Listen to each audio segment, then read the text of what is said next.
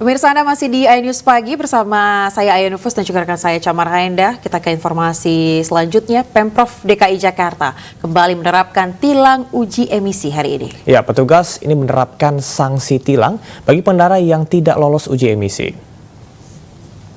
Pemprov DKI Jakarta menggelar razia uji emisi kendaraan bermotor. Dan hal tersebut dilakukan di sekitar Pulau Gadung, Jakarta Timur. Kendaraan yang tidak lolos uji emisi dikenakan denda tilang sebesar Rp500.000 untuk mobil dan Rp250.000 untuk sepeda motor. Razia tilang uji emisi dilakukan pada sejumlah tempat di Jakarta dan berlangsung dari Senin hingga Jumat. Dinas Lingkungan Hidup DKI Jakarta bersama Polda Metro Jaya ini mengimbau agar seluruh kendaraan melaksanakan uji emisi di bengkel yang menyediakan fasilitas uji emisi.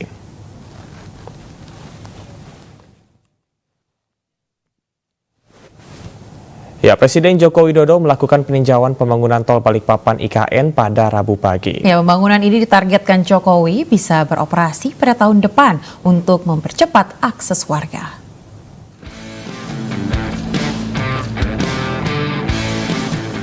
Presiden Joko Widodo meninjau pembangunan jalan tol Balikpapan, Ibu Kota Nusantara, Kalimantan Timur, Rabu pagi. Jokowi menargetkan pembangunan jalan tol rampung dan segera bisa digunakan pada Juni tahun depan. Jalan tol Balikpapan IKN ini bisa mempercepat jarak tempuh yang semula membutuhkan waktu lebih dari 2 jam menjadi 50 menit. Hal ini diharapkan bisa memangkas mobilitas warga dan pengiriman barang untuk percepatan pembangunan IKN. Presiden Jokowi juga menyebut sudah mempersiapkan jalur hijau dan titik rest area di sepanjang tol baru tersebut. Biasanya kita kan lewatnya kan tol Balikpapan Samarinda, kemudian memutar masuk ke Sepaku, kemudian masuk ke Nusantara. Itu butuh waktu 2 jam 15 menit kira-kira. Nah, sekarang dibangun tol ini langsung dari Balikpapan menuju ke Nusantara. Itu hanya memakan waktu kira-kira 50 menit. Jaraknya 57 kilo. Sehingga ini akan mempercepat mobilitas orang dan barang nantinya. Selain itu, Presiden Jokowi juga meresmikan groundbreaking atau peletakan batu pertama pembangunan Nusantara Intercultural School atau NIS. NIS merupakan sekolah internasional pertama yang akan dibangun di IKN Nusantara. Jokowi mengatakan bahwa kehadiran NIS merupakan bentuk keseriusan pemerintah dalam penyediaan fasilitas pendukung di IKN Nusantara. Jokowi berharap dengan dibangunnya sekolah bertaraf internasional ini membuat warga tidak ragu untuk pindah ke IKN yang nantinya menjadi ibu kota baru Indonesia.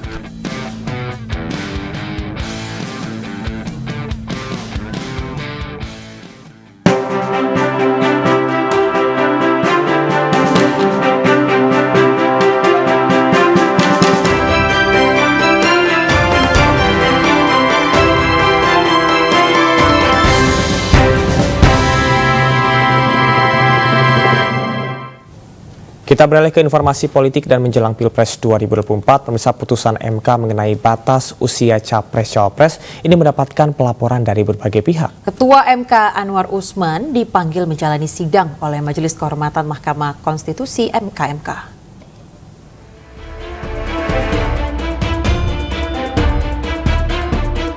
Majelis Kehormatan Mahkamah Konstitusi menggelar sidang terhadap Ketua MK Anwar Usman. MKMK yang dipimpin Jimli Asidik memeriksa Anwar Usman terkait dugaan pelanggaran kode etik dalam putusan batas usia Capres-Cawapres. MKMK akan melihat prosedur administrasi, prosedur persidangan, demi menjaga kehormatan kode etik hakim, kode etik pegawai, dan tentunya menjaga kehormatan Mahkamah Konstitusi. Pertama kita akan panggil sekali lagi Pak Anwar Usman. Ya, jadi yang pertama dia dan terakhir panggil lagi. Nah, kemungkinan Pak Arief juga kita panggil. Nah, kemudian Panitra kita panggil khusus juga. karena ini ada kaitan dengan tugasnya panitera. Ya, ada beberapa isu yang terkait dengan dia, soal prosedur administrasi, soal misalnya prosedur persidangan. Majelis Kehormatan MK ini bukan hanya menjaga kehormatan atau menegakkan kode etik hakim, tapi juga kode etik pegawai, karena tugasnya ya kan menjaga kehormatan institusi.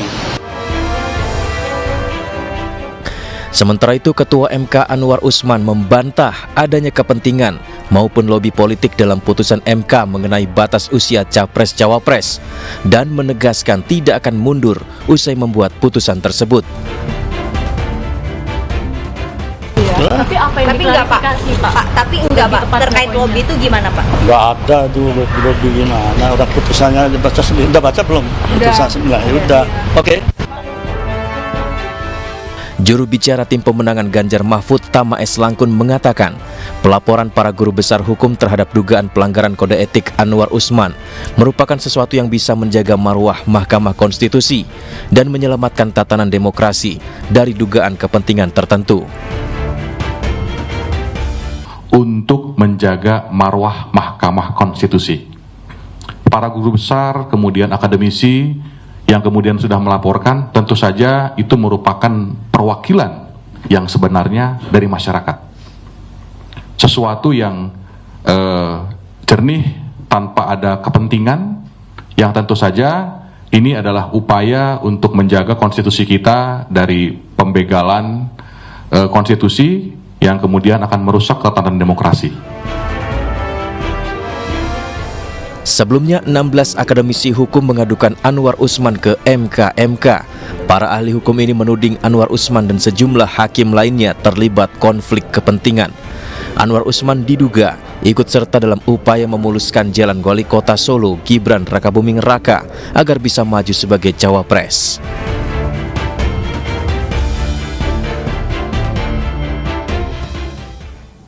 Pemirsa, Majelis Kehormatan Mahkamah Konstitusi memulai sidang terhadap Ketua MK Anwar Usman yang diduga melakukan pelanggaran kode etik dalam putusan batas usia Capres-Cawapres. Ya, sejumlah pengamat dan pakar hukum mengatakan hal ini menjadi pertaruhan kredibilitas MK untuk mengembalikan kepercayaan publik kepada MK.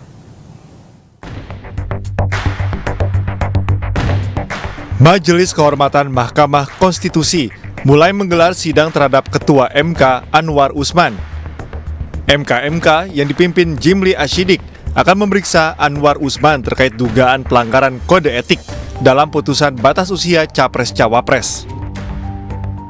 Selain itu, MK juga melangsungkan pemeriksaan pendahuluan terhadap perwakilan para pelapor. Sidang terhadap para pelapor digelar secara terbuka, namun pemeriksaan terhadap Anwar Usman dilakukan tertutup. Ketua MK, Anwar Usman membantah adanya lobi politik dalam putusan batas usia Capres-Cawapres. Bapak melakukan lobi terhadap hakim yang terkait putusan sebenarnya. Gimana, Pak? Ya, kalau begitu, putusannya masa begitu. Oke. Tapi apa yang diklarifikasi, Pak? Tapi enggak, Pak. Terkait lobby itu gimana, Pak? Enggak ada tuh lobby gimana. Udah putusannya dibaca sendiri. Udah baca belum? Putusan enggak. Ya udah. Oke. Poinnya klarifikasinya Pak? Apa? Mundur. Ya, mundur dari perkara 90. Yang menentukan jabatan milik Allah, Tuhan yang Maha Kuasa. Ya. Kalau tadi berarti Ketua Majelis Kehormatan Mahkamah Konstitusi Jimli Ashidik memastikan bahwa MK akan membuat putusan yang adil dan akan segera membuat putusan sebelum tanggal 8 November 2023. Di samping itu, ini juga untuk keperluan memastikan supaya masyarakat politik kita ini ya mendapatkan kepastian hukum dan keadilan, kepastian hukum yang adil, supaya jangan kemana-mana lagi berpikirnya sudah putusan MK ini. Sementara itu, pakar hukum tata negara Profesor Juanda menegaskan sidang Majelis MK menjadi pertaruhan kredibilitas Ketua MK Profesor Jimli Ashidik untuk mengembalikan kepercayaan publik kepada MK.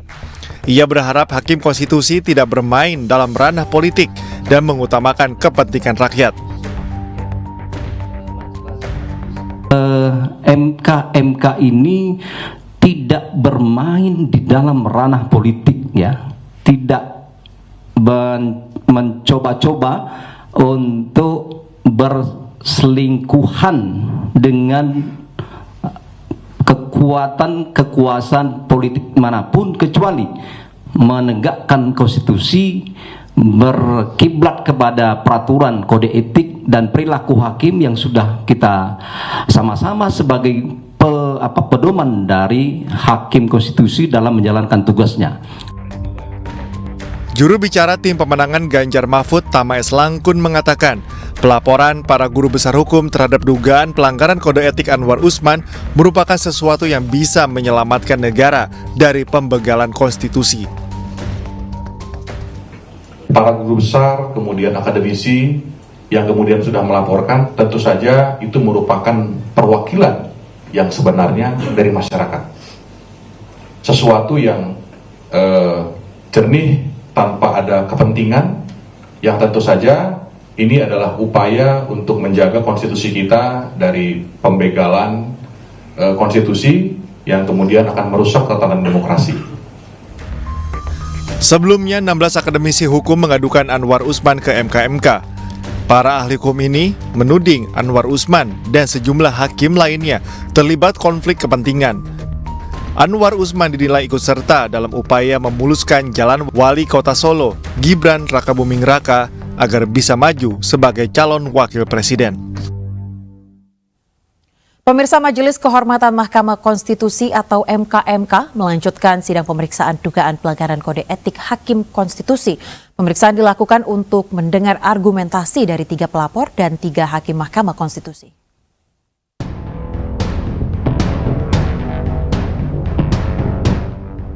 Ketua Majelis Kehormatan Mahkamah Konstitusi, Jimli Ashidik, memimpin 2 persidangan di Majelis Kehormatan Mahkamah Konstitusi atau MKMK. Hari ini MKMK memeriksa 3 pelapor, yakni Pergerakan Advokat Nusantara, Komite Independen Pemantau Pemilu dan Advokat Tumpak Nainggolan. Berdasarkan keterangan, para pelapor menyatakan menolak putusan MK terkait usia Capres-Cawapres. Pelapor meminta agar MKMK menjatuhkan sanksi berat, yaitu pemecatan tidak hormat terhadap Ketua MK Anwar Usman. Selain itu, MKMK juga memeriksa 3 hakim MK, yakni Saldi Isra, Manahan MP Sitompul, dan Suhartoyo. Sementara menurut Jimli Ashidik, keputusan soal pelanggaran etik akan diberikan secara individual kepada masing-masing hakim MK. Pelanggaran etik bisa saja terbukti dilakukan salah satu atau beberapa hakim, namun tidak terbukti pada hakim lainnya. Itu ada yang salah, ada yang enggak, ada yang terbukti melanggar, ada yang tidak terbukti. Malah kalau pengalaman saya di KPP dulu, ya kan, ada yang tidak terbukti direhabilitasi, ada yang tidak terbukti malah dipuji, nah gitu loh. Jadi bukan hanya memberi sanksi, Mahkamah Kehormatan ini, Majelis Kehormatan ini harus juga mengawal kepercayaan publik. Terdapat 3 opsi sanksi kepada para hakim MK jika terbukti melanggar etik, yaitu teguran, pemberhentian, dan peringatan. Sedangkan ada beberapa jenis pemberhentian untuk hakim atau ketua MK yang terbukti melanggar etik. Sebelumnya, MKMK menggelar sidang dugaan pelanggaran kode etik Ketua MK Anwar Usman. Sidang untuk pelapor tersebut diikuti 16 akademisi hukum. Dari Jakarta, tim liputan iNews melaporkan. Polemik putusan Mahkamah Konstitusi soal batas usia Capres-Cawapres berbuntut panjang. Usai menuai kontroversi publik, kali ini sorotan datang dari Dewan Perwakilan Rakyat. Anggota fraksi PDI Perjuangan, Masinton Pasaribu, mengajak seluruh anggota DPR menggunakan hak angket terhadap Mahkamah Konstitusi. Hal itu disampaikan Masinton saat rapat paripurna DPR. Masinton menilai putusan MK soal batas usia Capres-Cawapres adalah sebuah tragedi. putusan MK bukan lagi berdasar dan berlandas atas kepentingan konstitusi. Putusan MK itu lebih pada putusan kaum tirani, saudara-saudara. Maka kita harus mengajak secara sadar, dan kita harus sadarkan bahwa konstitusi kita sedang diinjak-injak. Kita harus menggunakan hak konstitusional yang dimiliki oleh lembaga DPR. Masinton mengklaim interupsi dan usulan penggunaan hak angket kepada MK bukan dilakukan atas alasan politik, namun menjaga konstitusi dari dukungan praktek nepotisme yang mencemarkan amanat reformasi. Dari Jakarta, tim liputan iNews melaporkan.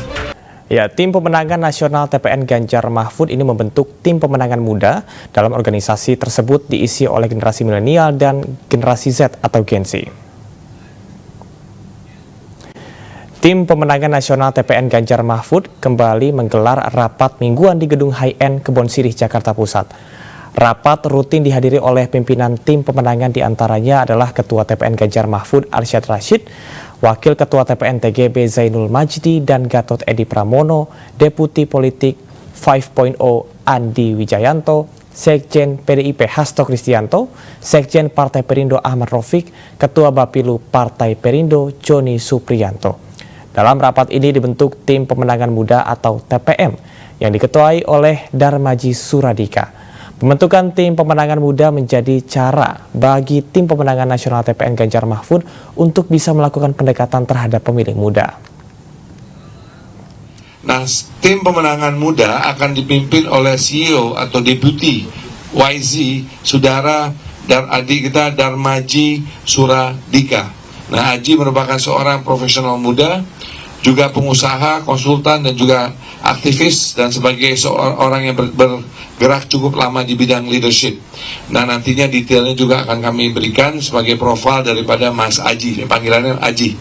Mas Aji, nah ini Aji yang duduk sebelah kiri saya di sini, dan di sini sebelah kanan saya ini adalah Mas Bagas. Jadi ini adalah generasi muda Indonesia. Pemirsa, heboh pencopotan baliho Ganjar Mahfud dan atribut PDI Perjuangan yang dicopot Satpol PP. Presiden Jokowi angkat bicara dan meminta pemerintah daerah berhati-hati menata atribut partai.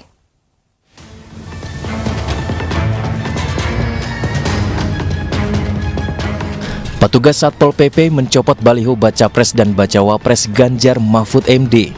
Selain menurunkan baliho Ganjar Mahfud, petugas juga menurunkan bendera PDI Perjuangan yang terpasang di sepanjang jalan yang akan dilewati rombongan Presiden Jokowi, salah satunya di Desa Batu Bulan Gianyar. Sedangkan menurut PJ Gubernur Bali Sang Made Mahendra Jaya menyatakan bahwa penurunan baliho dan atribut sosialisasi dipindahkan sementara untuk alasan estetika. Menanggapi berita dan video adanya pencabutan alat sosialisasi pada saat kunjungan kenegaraan, dapat saya tegaskan faktanya tidak demikian.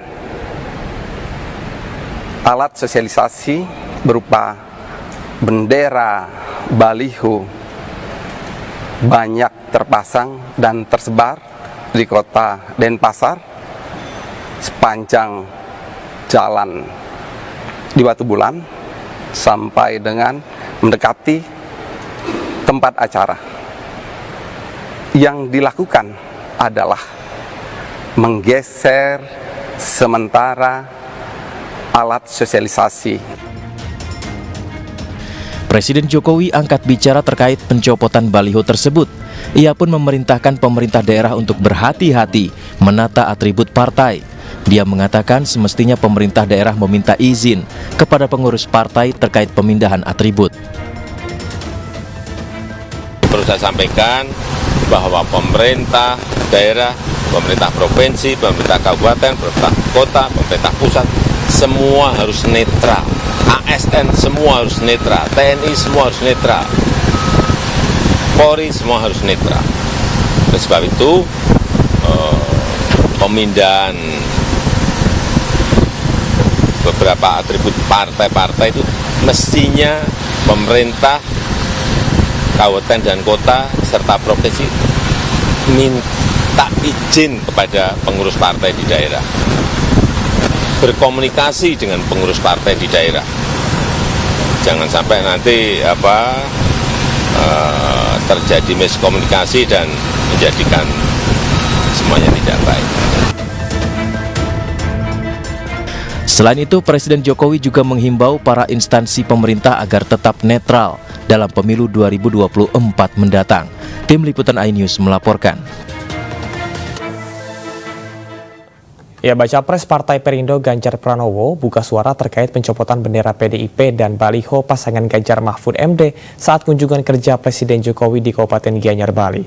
Ganjar mengaku bertanya-tanya kenapa bendera PDIP dan baliho dicopot. Menurutnya jika tak ada pelanggaran seharusnya tak perlu ada pencopotan. Oh iya, saya lagi coba bertanya-tanya kenapa dicopot begitu ya. Memang kalau ada yang melanggar sih silahkan dicopot. Tapi kalau tidak ada yang melanggar, ya sebaiknya tidak perlu berlebihan gitu ya. Itu akan baik. Tapi saya senang karena saya sudah komunikasi dengan Pak Wayan Koster kemarin. Akhirnya ada statement, terus kemudian dipasang lagi. Ya kita semua belajar lah. Ya. Yang penting semua harus mendorong bahwa pemilu besok harus berjalan dengan baik, ya, aparatur semuanya bisa netral gitu ya. Itu penting. Pemirsa, calon Presiden Ganjar Pranowo menyampaikan gagasannya saat bertemu Badan Eksekutif Mahasiswa se-Bali di Muntik Siokan Sanur pada Rabu sore. Dalam dialog bersama mahasiswa, Ganjar Pranowo juga membahas keikutsertaan pemuda dalam politik. Dalam dialog tersebut muncul beragam permasalahan dan pendapat yang dilontarkan oleh para mahasiswa. Beberapa mahasiswi mempertanyakan efektivitas keterlibatan 30% perempuan di parlemen. Sementara mahasiswa lainnya menyampaikan sejumlah persoalan hingga masalah lingkungan hidup. Menurut Ganjar, pendidikan politik untuk para pemuda sangat penting agar mereka bisa terlibat di politik. Dalam kesempatan ini, Ganjar didampingi oleh Ketua DPD PDIP Bali, Wayan Koster, dan Sekretaris DPD PDIP Bali, yang juga Wali Kota Denpasar, I Gusti Ngurah Jaya Negara. Maka saya ajak anak muda, yuk kamu ikut terlibat, yuk kamu berpartisipasi, yuk. Mau jadi tim sukses saya, ayo biar praktek. Mau jadi tim sukses yang lain, boleh, silahkan gitu ya. Silahkan pilih, tapi yang penting adalah pendidikan politik untuk mereka. Sehingga mereka bisa terlibat, ada etikanya, ada moralnya, ada ilmunya. Sehingga anak-anak muda sejak awal dia mengerti mana yang baik, mana yang buruk, bagaimana cara memilah dan memilih. Sehingga dia punya determinasi yang bagus untuk menentukan. Saya keren-keren lah hari ini. Pemirsa, beragam kegiatan dilakukan relawan Ganjar Mahfud untuk menebar kebaikan di masyarakat. Dari pelatihan pembuatan souvenir, budidaya ikan air tawar, hingga diskusi kewirausahaan.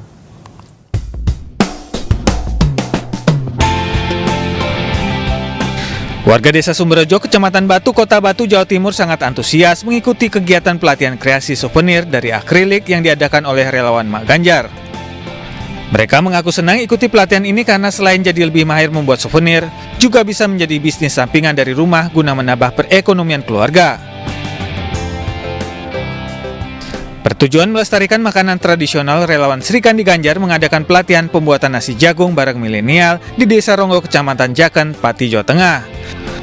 Kalangan milenial diberi pelatihan mulai dari proses memasak hingga mengemas nasi jagung, hingga diharapkan nantinya dapat menjadi modal untuk membuka usaha kuliner. Masih dari Jawa Tengah, relawan Sri Kandi Ganjar bersama pemuda-pemudi di Kota Semarang merajut silaturahmi antar warga dalam momen Hari Sumpah Pemuda lewat kegiatan kerja bakti. Mereka mengadakan bersih-bersih lingkungan bertema Pemuda Bergerak Lingkungan Hebat di wilayah RT 3 RW 5, Kelurahan Telogomulyo, Pedurungan. Relawan Ganjar Muda Pajajaran memberdayakan warga lewat pelatihan cara budidaya ikan tawar di Kampung Sukerdaur, Kalijaga, Harjamukti, Cirebon, Jawa Barat. Dalam pelatihan ini, warga mendapat pemaparan mengenai cara budidaya ikan lele dan ikan hias karena selain perawatannya mudah, juga cepat untuk dipanen. Beralih ke Riau, relawan Orang Muda Ganjar memberikan bantuan obat pembasmi hama kepada para petani jambu di Tualang, Kabupaten Siak. Bantuan tersebut diberikan untuk mencegah serangan hama yang berpotensi menggagalkan panen hingga menyebabkan petani merugi. Terinspirasi dari figur Ganjar Pranowo yang peduli pada UMKM dan industri kreatif, diskusi bertajuk Entrepreneurship Talk digelar relawan Sivitas Ganjar di Medan, Sumatera Utara. Banyak hal yang dibahas dalam diskusi ini, mulai dari tips memulai usaha, hal-hal yang harus disiapkan, pengelolaan bisnis bagi pemula, hingga cara mengurus izin dan legalitas usaha. Pemirsa, Bacawa Pres Partai Perindo Mahfud MD tak mempermasalahkan jika Presiden Jokowi mendukung putranya Gibran Rakabuming Raka pada Pilpres 2024 asal jangan menggunakan fasilitas negara dan pengaruh kekuasaan. Mahfud MD yang juga Menko Polhukam bahkan tidak pernah mengizinkan anak-anak yang memanfaatkan fasilitas negara. Mas Gibran tentu putra Pak Presiden. Ya, Pak Presiden mengatakan pasti akan mendukung semua capres. Meskipun banyak pihak mengatakan bahwa ya pasti untuk anak ada sesuatu yang akan diberikan lebih. Itu bahasa publik, bahasa masyarakat, kita nggak bisa. Itu tidak apa-apa, itu boleh, asal jangan menggunakan fasilitas negara dan menggunakan pengaruh sebagai penguasa.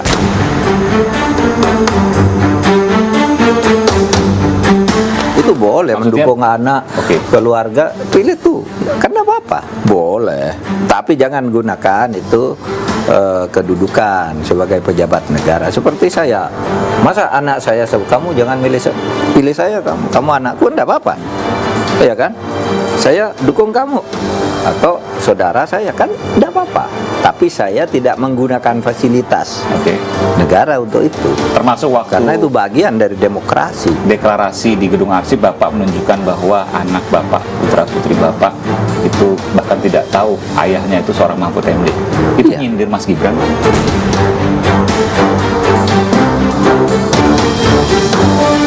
Enggak juga.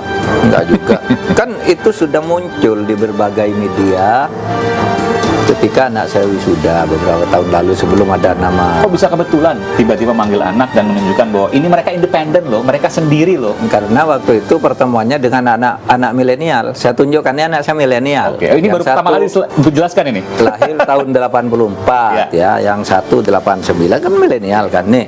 Anak saya milenial, tidak pernah pakai nama saya dan saya tidak pernah memberi fasilitas apapun.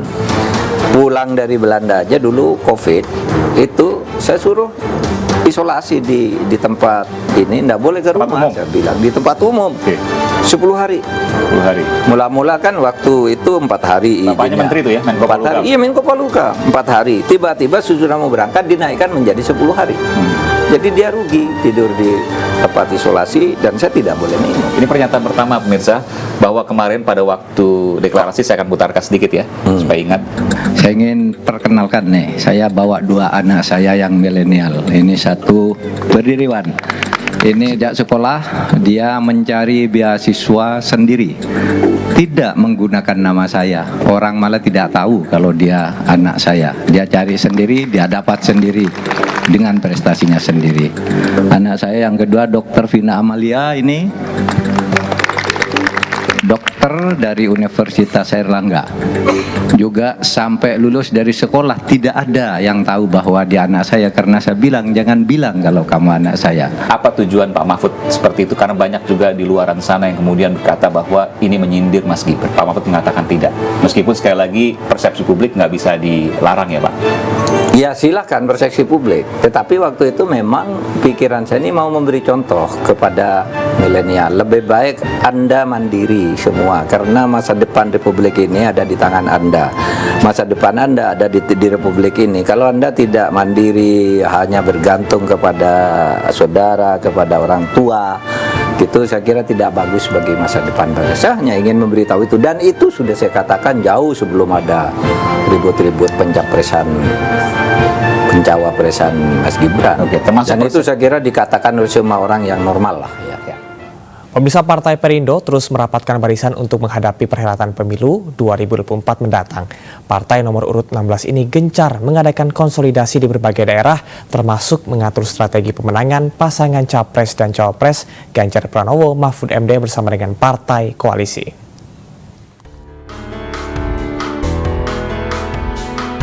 Puluhan kader dan caleg dari DPD Partai Perindo Kabupaten Mamasa, Sulawesi Barat menggelar rapat konsolidasi untuk mematangkan strategi menghadapi pemilu 2024. Dalam rapat konsolidasi ini, Partai Perindo membahas kesiapan para saksi yang akan ditempatkan di tempat pemungutan suara atau TPS.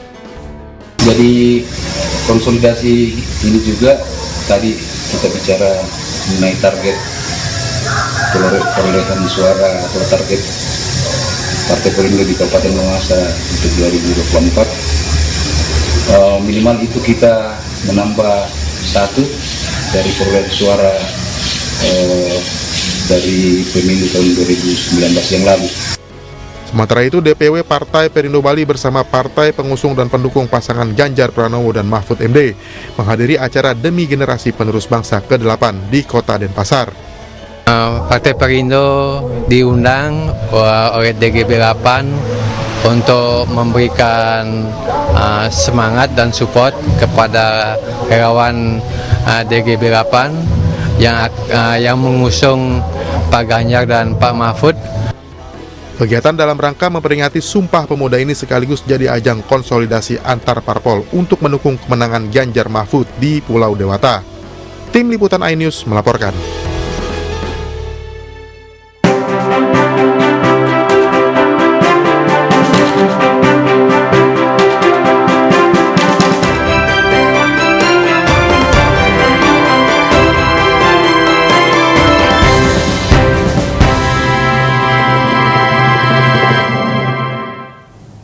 Pemirsa, PT MNC Life Assurance bekerja sama dengan Morula IVF kembali menggelar literasi keuangan kepada masyarakat. Ya, kali ini literasi keuangan diberikan kepada masyarakat di salah satu mal di Kabupaten Tangerang, Banten.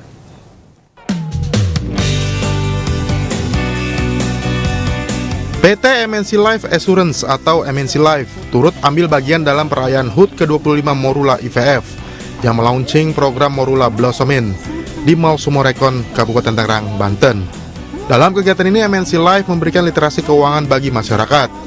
MNC Life menekankan pentingnya melakukan perencanaan keuangan untuk masa depan. MNC Life pada hari ini kita memberikan, kemarin ya selama acara ini kita memberikan financial literacy, di mana kita juga memiliki produk-produk dengan manfaat yang sangat besar, seperti contohnya adalah produk dana pendidikan, juga termasuk adalah produk saya bilangnya adalah tabungan terproteksi. MNC Life akan terus menggiatkan literasi keuangan, terutama tentang pentingnya perlindungan diri dan investasi melalui beragam produk asuransi. Dari Kabupaten Tangerang, Banten, Aimarani, iNews melaporkan. Ya, Kabupaten Halmahera Tengah, Provinsi Maluku Utara membangun dan berbenah dari berbagai sektor serta bersiap menghadapi ketidakpastian perekonomian global. Halmahera Tengah di usianya yang ke-33 tahun banyak berbenah dari berbagai sektor seperti investasi, infrastruktur, ekonomi, pendidikan, kesehatan, dan pembangunan rumah layak huni. Kabupaten ini berhasil mengendalikan inflasi dan stunting serta perekonomian kian tumbuh berkat keterbukaan investasi. Halmahera Tengah bersiap menghadapi ketidakpastian ekonomi global dan tengah berupaya menciptakan swasembada pangan. Dinamika ekonomi global dan dinamika ekonomi nasional ini akan berpengaruh terhadap kondisi sosial ekonomi masyarakat. Salah satu yang kita inginkan adalah Halmahera Tengah tidak hanya dikenal sebagai daerah pengembangan dan hilirisasi industri nikel, tapi Halmahera Tengah harus dikenal juga sebagai daerah